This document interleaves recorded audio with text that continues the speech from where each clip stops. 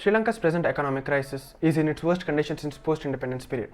And it isn't just due to one reason like COVID-19 or trying to implement large-scale organic farming, but it's a gradual deterioration in the nation's economy over several years. And this is mainly due to indecorous economic policies by the Sri Lanka's government.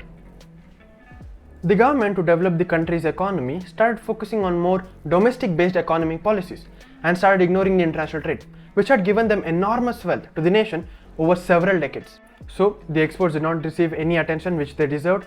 And know this, exports accounted for 26% of the nation's GDP. So the exports started to plummet. Exports nosedived from 26% in 2005 to 15% in 2010, and then 13% in 2015 to 12% in 2020. And during this period, the domestic economic policies, which should have stimulated certain growth, did not meet any demands.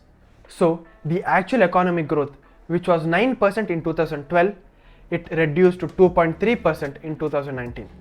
And then in 2020, COVID-19 happened and the economic growth contracted by 3.6%. Organic farming is really good and it should be promoted by taking several steps towards it and reaping the results over years to come. But this isn't the way that the Sri Lankan government tried to do it. They tried to convert their agriculture to organic farming within days.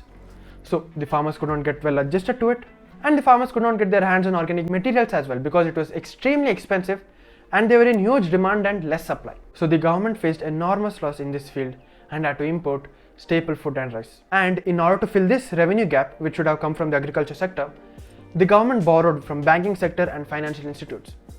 And this amount wasn't just a small amount. It was 4.2 trillion rupees. So basically, their borrowing shot up to 173% over the 25-month period from December 2019.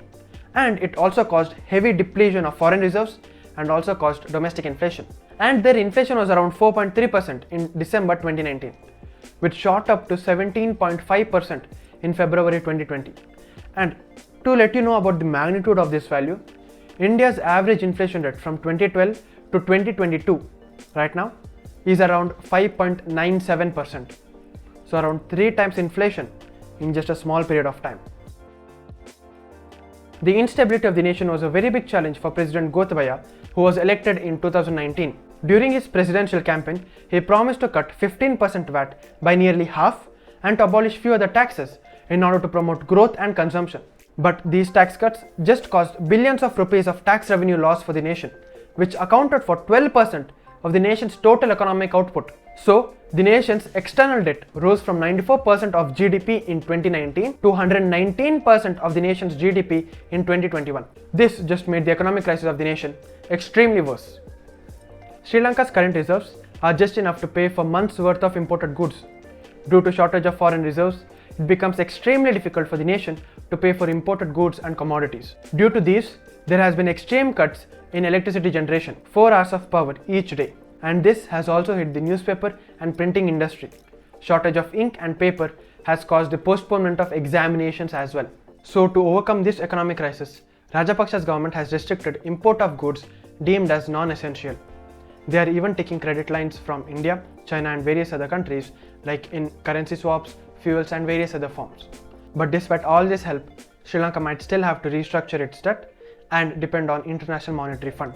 But remember, it was not only COVID-19 or the bomb blast or banning the pesticides or very bad economic policies. It was the combination of all of this which cascaded the Sri Lanka's economy to the stage it is right now. So this is it for today's video guys. Let's meet again in the next one.